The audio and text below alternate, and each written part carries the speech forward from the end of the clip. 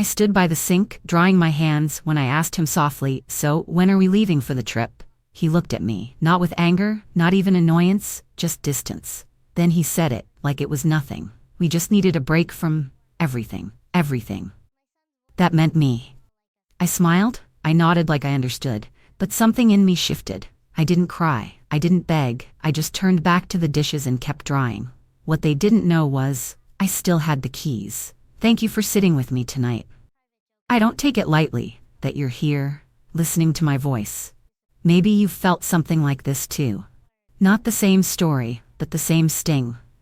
Have you ever been made to feel like too much, just for being present? Like your love had an expiration date the moment they didn't need your help anymore? If that's ever happened to you, tell me below, or just let me know where you're watching from. You don't have to explain everything. Sometimes a few words are enough, because this kind of silence, it doesn't just happen in my house, it happens in many. And tonight I'm sharing what it looked like in mine. I'm 68 years old, though some days I feel every hour I ever gave to someone else. I spent most of my life as a nurse, working nights so I could be home before the school bell rang. I wasn't just his mother. I was his ride, his tutor, his cook, his shield. I gave up a lot of things along the way, things I wanted for myself, little pieces of freedom and time. But I never once hesitated. I gave them up so he could walk into his own life without carrying the weight I had to carry. I remember sewing his prom suit by hand at the kitchen table, pricking my fingers more times than I could count, but smiling through it because I knew he'd look sharp, and that mattered more to me than any sleep I lost. I skipped vacations. I missed meals. I stayed quiet when the world made noise around us, just to keep our little home calm and full. And when he married Meredith, I welcomed her with open arms, even though she kept her distance from the beginning. She always had that smile that didn't quite reach her eyes. Always tidy, always polite, but there was a chill behind her warmth, like something about me just didn't sit right with her. Still, I gave them space. I didn't interfere. I never tried to take up too much room. All I ever hoped for was a little corner in their life, not out of entitlement, but out of love. I didn't need praise. I just wanted to feel like I still belonged. It was a quiet afternoon, the kind where the clock ticks louder than usual, and the house feels still in that heavy kind of way. I had just finished folding laundry and sat down with a cup of tea, scrolling through my phone to see if Nia had posted any new drawings. That's when I saw it. A friend of Meredith's had tagged her in a photo. Tropical sky, beach hats, colorful drinks with tiny umbrellas, and there they were, all of them. Daniel, Meredith, the grandkids, even her cousin from out of state, smiling wide, arms wrapped around each other, with that big blue ocean behind them. The caption said, "Family trip, finally." I stared at it for a while. At first, I thought maybe they just hadn't told me yet. Maybe it was a surprise.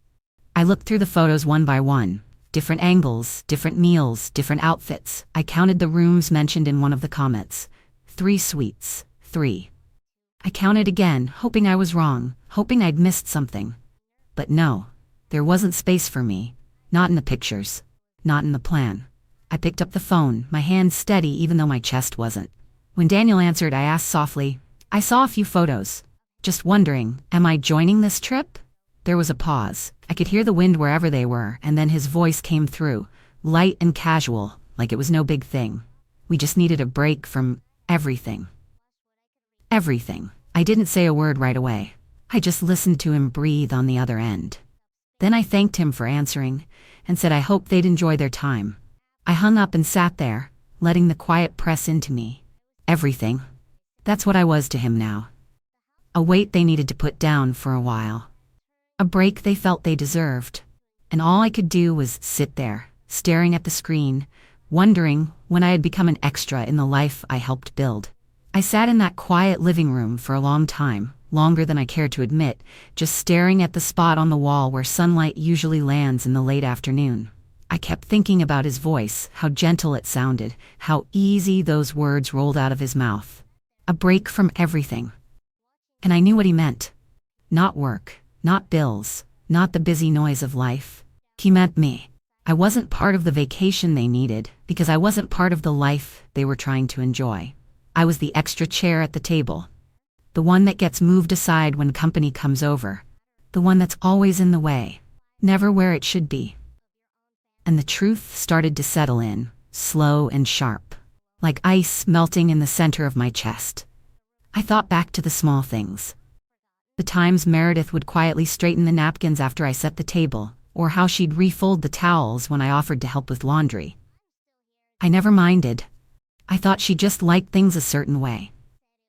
But it was more than that. It was the way she looked past me when I spoke.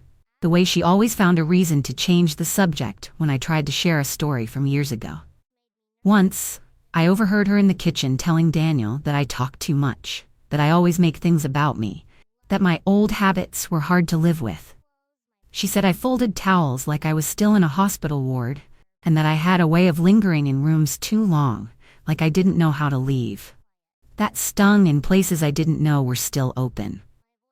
I remembered the Christmas gifts I wrapped so carefully, choosing things with meaning, writing little notes inside each one. They opened them, smiled politely, and moved on like they were checking a box. The dinners I cooked, recipes passed down from my own mother, were eaten without a word of thanks, just quiet chewing and a quick clearing of the plates. I offered rides, helped with errands, stayed late when the kids were sick. I thought I was showing love. But now, looking back, I see how they saw it. Not love. Just a shadow they had to step around. My age made me invisible. My kindness made me quiet. And quiet people are easy to ignore. That realization didn't come with anger. It came with a deep, aching sadness. I wasn't some perfect mother or flawless guest, but I had always tried. I had shown up. I had been present. And still, somewhere along the line, I became too much. Too much to include, too much to listen to, too much to bring along. And yet, somehow, not enough to keep. That's what hurt the most. Not the trip, not the sun or the waves or the hotel room I didn't get. But the choice. The choice to move forward without even thinking of me. Like I wasn't part of the picture to begin with. Like I had faded into the background long ago, and they just hadn't had the heart to tell me. The day before they left, while the house buzzed quietly with folded shirts and zipped luggage, I stayed in my room, keeping to myself like I had learned to do over the years. I didn't want to ask again. I didn't want to press. But even in that stillness, there was a part of me that felt like something had been left unsaid, like my silence had started to make me disappear more than my presence ever had. I sat in my chair by the window, pretending to read, but my eyes weren't following the words. I just needed the day to pass. And that's when I heard the softest knock. Just 2 taps, then a creak. Nia slipped into the room like a breeze. She didn't say much at first, just walked over to the dresser and looked around like she was memorizing it.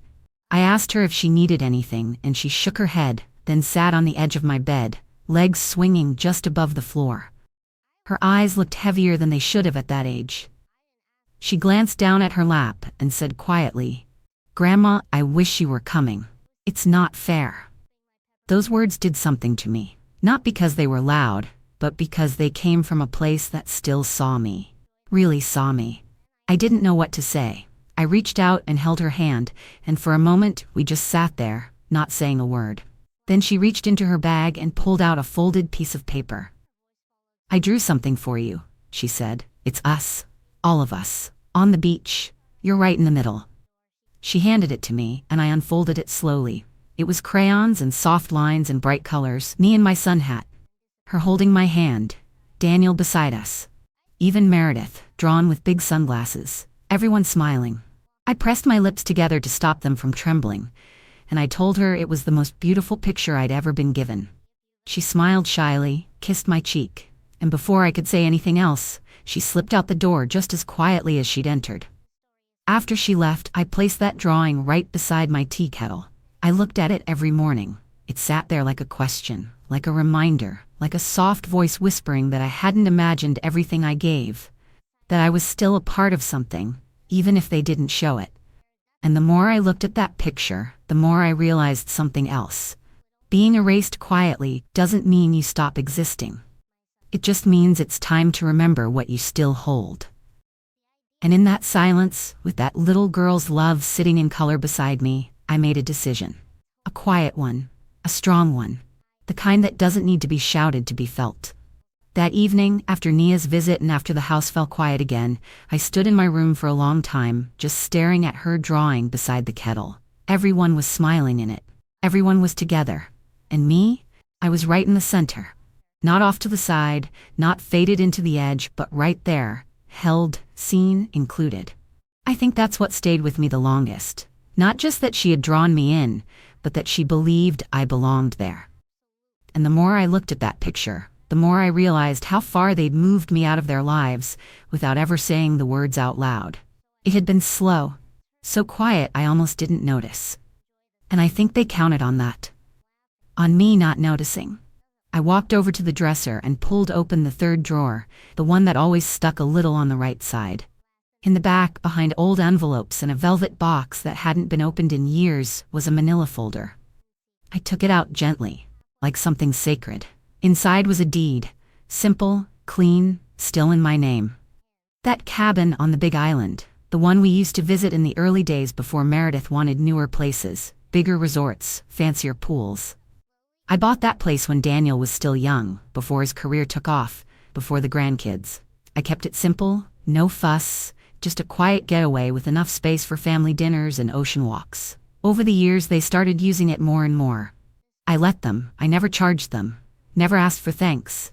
I just wanted them to build memories. I thought that was enough. But holding that paper now, with my name printed at the top, I felt something I hadn't let myself feel in a long time. Power. Not the kind that shouts or stomps, the kind that sits quietly, fully aware of what it holds. They had planned this whole trip assuming it was theirs to take. They booked it under the same agreement they'd always made, silent expectation and assumed entitlement. They forgot, or maybe they never really cared, that the land they stood on, the keys they carried, still belonged to me. I picked up the phone. My hands were steady, my voice even. No bitterness. Just business. I dialed the number for the resort and waited. A young voice answered, cheerful and rehearsed. I cleared my throat and spoke with calm purpose. Hello, this is the legal property holder for the Smith cabin. I'm calling to cancel the current reservation scheduled for this week. I could hear the clacking of keys, a pause, then a confused reply. Are you sure? It's a multi-room booking, under Daniel Smith. I smiled, just a little, and said, I'm sure. Cancel the entire stay, effective immediately. There was another pause. I imagined the young woman squinting at her screen, trying to understand why someone would do this so last minute. Before she could ask, I added gently, you can list it as closed for maintenance. Then after a short breath, I finished, emotional maintenance, if you must know. I thanked her kindly, then hung up the phone. For the first time in a long while, I didn't feel like I was watching my own life from the side. I had stepped back into the middle of it, not to take revenge, but to remind myself, and them, of where this all began. Of whose hands helped build the very ground they stood on. I stood by the window after that, watching the light stretch across the street. I didn't feel smug. I didn't feel angry. I just felt steady, like maybe for once I had finally remembered my own name. I didn't sleep much the night before their flight. Not because I was worried or second-guessing anything, but because I felt something I hadn't felt in a long time. Clarity. I sat in my chair with a warm mug in my hands, the drawing still propped beside the kettle, and I just watched the sky change. There's something about knowing where you stand that settles your bones, even when everything else is still shifting. Morning came, slow and blue, and I went about my day the way I always do. Quietly, without noise, without drama. I fed the birds, I watered the porch plants. I even baked a small batch of cornbread, not because I needed to, but because it made the house smell like home. And then the phone rang. I didn't rush to answer it. I let it ring twice, maybe 3 times. When I finally picked up, I could hear it immediately. The tension. Daniel's voice was tight, clipped at the edges. Not angry just yet, but close. Hey, Mom? We're here, but there's some issue with the check-in. They said there's no reservation under our name. I didn't answer right away. I stood there, looking out the window, watching a squirrel chase a leaf across the yard. Then I brought the cup to my lips and took a slow sip. That's strange, I said. Calm as ever. You sure everything was confirmed? He hesitated. Yeah, I mean, Meredith handled it. We've used the place before. It's always been fine.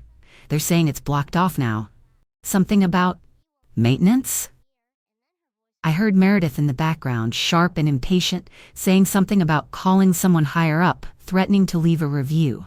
I could almost picture her standing there in those pressed white shorts, sunglasses still on, arms crossed like she owned the world. I set my cup down on the table, wiped my hand on my apron, and leaned a little into the phone. "Well," I said, "I figured since you all needed a break from everything, I'd make sure you got one." Silence. Just breathing on the other end. I could hear the confusion turning into understanding. His voice dropped just a little. "Mom, what did you do?" I let the pause stretch, not out of cruelty, but to let the truth settle between us. "I just made a call," I said. "Simple housekeeping. Seems the place needed some emotional maintenance." There was a sound in the background, maybe a door slamming or a suitcase falling over. Then came a sharper tone in his voice. "You canceled the whole thing? We're standing here with luggage, with the kids." I nodded to myself, not that he could see it. "Then I suppose you finally got that break you asked for. I hope it's everything you needed." And with that, I ended the call. No anger, no yelling, just a quiet click and the soft hum of the dial tone. I didn't need to explain myself. I didn't owe them another moment of discomfort. They'd written me out of the story without asking. I'd simply turned the page. Afterward, I sat back down and picked up my tea again. It had gone lukewarm, but I didn't mind. I held it in both hands and looked at that drawing one more time. The beach, the sun, us together, smiling. And then I looked out the window at the sky, soft and steady, and whispered to no one at all. I was never the weight, I was the thread. A few days later, I packed a small bag. Not much, just a few clothes, my favorite mug, and Nia's drawing folded neatly inside a book I hadn't finished. I took my time getting there. The drive was familiar. Winding through roads that used to carry more than just me, past places that held memories like tucked-away notes I hadn't read in years. The cabin stood just where it always had, framed by swaying palms and worn stone steps. Its wood a little older, but still proud, still steady. I unlocked the door and stepped inside, the smell of cedar and sea air rushing up to greet me like an old friend. The quiet hit me first. Not the hollow kind, not the kind that aches. This was a different kind of quiet. Thick, full, grounding. I ran my fingers along the shelves, brushing off a little dust, straightened a crooked painting on the wall, and pulled back the curtains to let the afternoon light settle in. The kitchen was still stocked with the spices I left, labels faded, lids loose. I filled the sink, rolled up my sleeves, and started washing down the counters, slow and thoughtful, like I was washing away something that had been clinging to me for too long. Every swipe of the cloth felt like a chapter closing. I didn't rush. I didn't need to. I cleaned with care, the way I used to before company came over, before family meant discomfort, before love started coming with expiration dates. I lit a candle after the work was done, placed it in the center of the table, and watched its flame catch and steady itself. That little flicker danced in the glass just enough to fill the room with warmth that didn't need a single voice to grow. It used to echo in here, with laughter and clinking dishes and the rise and fall of a shared life. But now it was something else. It was peace. Not the kind I had to earn or wait for. The kind that comes when you finally stop chasing approval from people who only know how to take. I took the book from my bag, slipped out Nia's drawing, and placed it beside me by the window. I looked out across the water, the waves soft and slow, each one coming back to the shore like it belonged there, like it never questioned its place. I thought about that picture, about how she'd drawn me in without hesitation, without needing to be asked, and it reminded me of something I'd nearly forgotten. Sometimes silence isn't empty. It doesn't mean absence, it doesn't mean loneliness. Sometimes silence is full of truth, of memory, of strength. It tells you what the noise tried to cover up. It shows you what's real. That cabin didn't feel vacant. It felt claimed. It felt honest. I wasn't waiting for them to return. I wasn't wishing for a call. I was just there with myself in a space I had created, a space I still owned. And for once, that was more than enough. That evening, as the candle flickered and the ocean whispered through the trees outside, I sat at the old wooden table with the refund email still glowing on my screen. The entire amount from the canceled booking had come back through. Clean, untouched, waiting for me to decide what to do with it. I stared at the numbers for a while. It was enough to cover a trip, enough for another chance at making memories. But the thought of using it on myself felt hollow. I didn't need a new place. I had already arrived at something much deeper. What I needed was to take that money, that space, that power, and put it somewhere it would actually bloom. So I made another call. This one wasn't to a resort. It was to a shelter tucked behind a quiet street in the city. A place I had visited once before, years back, when I volunteered during the holidays. I remembered the women there, some my age, some older, many carrying stories too heavy for their backs, yet still smiling as they folded linens or poured coffee for one another. Some had been left by family, some had no family at all.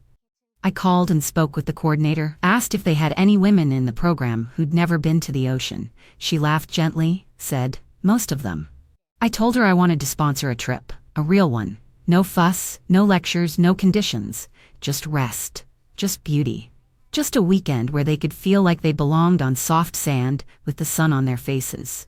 She was quiet on the line for a moment, then said, "You have no idea what this will mean." But I did. I knew exactly what it would mean, because I had just lived it. I spent the next day printing photos of the beach, the same beach my family stood on, the same view they smiled in front of. I tucked each print into a small envelope, along with a note that simply said, "You deserve more than leftovers. You deserve the ocean too." When I arrived at the shelter, they welcomed me like I hadn't disappeared between holidays, like they hadn't forgotten the small ways I tried to help years ago. I handed over the envelopes, one by one, and watched their eyes light up with something soft, something hopeful. Not because of the money, but because someone had seen them, really seen them. One woman held the photo against her chest and whispered, "I've never been near the sea." And I nodded. No grand speeches, no need for applause, just quiet understanding between two people who had been overlooked one too many times. Let someone else use that beach now. Let someone who's never had a break finally take one. That trip was never meant to be wasted on people who couldn't make space for love. Now it belonged to women who still knew how to hold gratitude with both hands. And in giving it away, I found something even better than what they left behind. I found peace with purpose. And that kind of peace doesn't need a suitcase. The morning after I handed those envelopes to the women at the shelter, I came back to the cabin and found my phone lit up with missed calls. His name sat there at the top of the list, again and again, like saying it enough times might undo what he'd done. I let it sit. I didn't listen to them right away. I made myself some breakfast instead. Just 2 eggs, a little toast, a slice of mango from the fruit bowl I'd picked up on the way in. The silence in that cabin was a companion by then, not a reminder of what was missing, but proof of what I'd finally chosen to keep. Later, I scrolled through the messages. His voice came through strained and uncertain. The first one was short. "Hey Mom, we're still figuring things out. Call me when you can." The second had more weight in it. "We didn't mean it that way. It wasn't supposed to hurt you." By the third, the frustration was creeping in. "You could have just said something. You didn't have to go that far." I sat with that line for a while. That far. Funny how quiet boundaries feel too loud when someone's used to ignoring them. I didn't return the calls. I didn't send a message back. I didn't owe them an explanation for remembering my own worth. I had already spoken. Not in shouts, not in guilt, but in stillness, in signed documents, in one firm call, in one deliberate cancellation. Sometimes silence isn't avoidance. Sometimes it's the loudest thing we have. I think what pained him most wasn't the inconvenience. It was the realization that I had remembered I had choices too, that I wasn't standing in their lives by permission. I had been there by love. And when that love started getting measured and monitored, when it started being offered with conditions and expiration dates, it stopped being love at all. I sat by the window and played those voicemails one more time. Not to hear regret, but to remind myself how often I'd ignored my own discomfort for the sake of keeping the peace. I used to think staying quiet was kindness, that shrinking myself was the price you pay to remain included. But it's not. That's not love. That's performance. And I've spent too many years acting like I didn't see the signs just so I wouldn't be accused of making trouble. Love without respect isn't love at all. It's just performance, a routine. And I decided I'd no longer show up for roles I didn't audition for. Not as the helper. Not as the housekeeper. Not as the silent figure in the corner. My silence now isn't about giving up. It's about giving up the parts of myself I handed away too freely for too long. And in that space, I found something truer than apology. I found peace without permission. It was a Sunday afternoon, quiet but golden, the kind where the air smells like something familiar and comforting, even before anything's on the stove. I'd been at the cabin for a few days by then, moving slower, breathing easier. The kind of stillness that didn't ache, but settled deep in the bones like it had been waiting a long time to be felt. I decided I wanted company. Not the kind that demands performance, but the kind that shows up with soft hands and open hearts. I called my neighbor, Miss Elaine, from a few houses down. She'd lost her husband last winter and had since taken up baking to keep her hands from shaking. I also called the shelter coordinator and invited two of the women I had met that week, Doreen, who laughed with her whole chest even when her stories broke your heart, and Margaret, who spoke like every word cost her something, but meant it all the same. I didn't fuss. I made a pot of lentil soup, sliced fresh bread, and laid out 4 bowls on the table by the window. No centerpieces, no matching silverware. Just real food and real faces. They arrived quietly, no loud greetings, just gentle smiles and the kind of silence that doesn't feel empty, it feels earned. We ate together, slow and warm, spoons clinking against bowls, stories filling in the spaces between bites. No one interrupted. No one tried to prove anything. It was the kind of gathering where you don't realize how badly you needed it until you feel your shoulders drop halfway through. Elaine brought a small tin of lemon cookies she'd made that morning, and Doreen insisted we eat them right after the soup, before life gets too serious again, she said. We laughed. A real laugh. One that curled up and stretched out and made the room feel full in a way I hadn't felt in a long, long time. Margaret leaned back in her chair, her hands folded gently over her stomach, and whispered, "I forgot what this felt like." And I nodded, because I had too. As the sun slipped across the floorboards and the breeze moved through the open window, I looked around at those 3 women, each of them carrying something heavy, but still showing up to hold space for others. I thought about all the years I spent trying to be small enough to fit into places where I was barely tolerated. I thought about the dinners I'd sat through where my voice was politely ignored, the tables where I was present, but not truly seen. I had spent so long trying to stay welcome at their table that I forgot I could build one of my own. And now, here I was, with mismatched plates and borrowed chairs, and it was the most sacred thing I'd felt in years. I didn't feel like an inconvenience. I didn't feel like a placeholder. I felt like a person again. Whole, unfiltered. Loved, not for what I did, but for who I was. I looked at each of them, then out the window toward the sea, and I said it out loud, more to myself than anyone else. I thought I needed to sit at their table. Turns out, I just needed to build a better one. The room went quiet again, not from awkwardness, but from truth. And then Margaret reached for another cookie and said, "Well, I'd rather eat at yours anyway."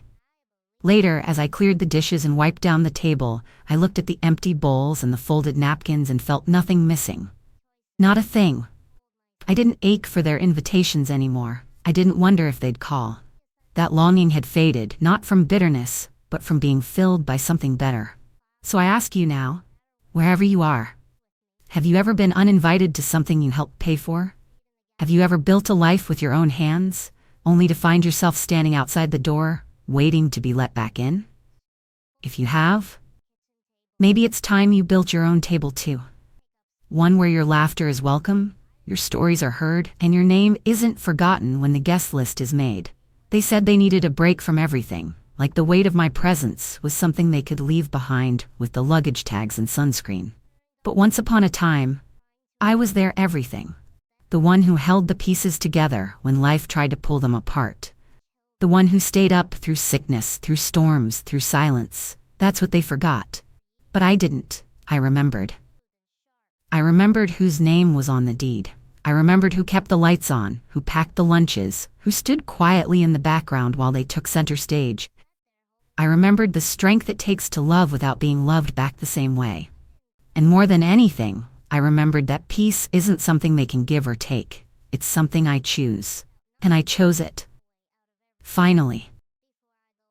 Fully, on my own terms. Have you ever been left out of something you built with love? If you have, tell me below. Or just write, I remembered my name. That's enough.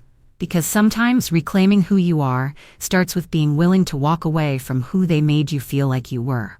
Please subscribe if you've ever been quietly erased, then found your way back. And if you're watching this alone tonight, this seat, it's for you. See you on the next video.